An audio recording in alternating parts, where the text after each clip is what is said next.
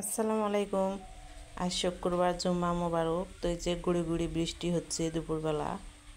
আর আমি আজকে কিন্তু ওই যে তরই ডিম দিয়ে ঘাঁটি রান্না করব, সেই রেসিপি আপনাদেরকে দেখাবো। তার জন্য আমি তরইগুলো যে চাকা চাকা করে কেটে নিয়েছি আর পানি দিয়ে ধুয়ে নিলাম।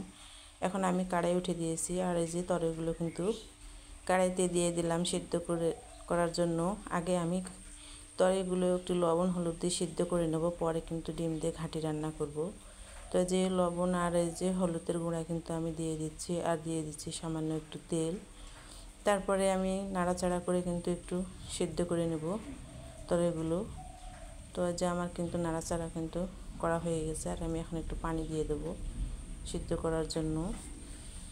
তো কে কোথায় থেকে আমার ভিডিও দেখছেন, ভালো লাগলে অবশ্যই লাইক দিবেন, আর তরকারি রান্না ভালো হলে অবশ্যই কমেন্টসে জানাবেন।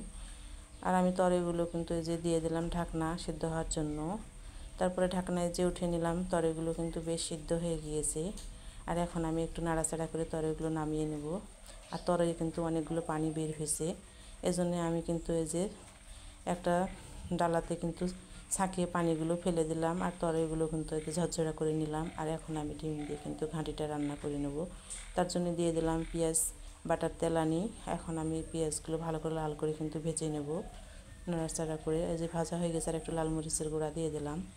এখন একটু নাড়া দিয়ে এখন আমি ডিম দিয়ে দেবো। তো এই যে ডিম দিয়ে দিলাম একটা গোটা। তারপরে কিন্তু আমি এখন ডিমটা এই পেঁয়াজ ভাজার সঙ্গে কিন্তু ভুনা করে নেব।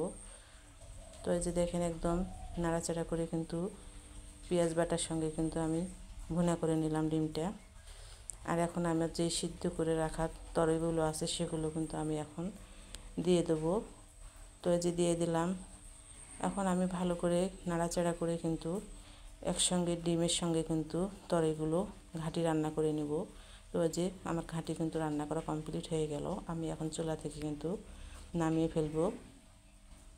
আর এখন আমি এই যে প্লেটে ঢেলে নিলাম। আর এভাবে কিন্তু ডিম দিয়ে তরই ঘাঁটি রান্না করলে খেতে অনেক অনেক ভালো লাগে।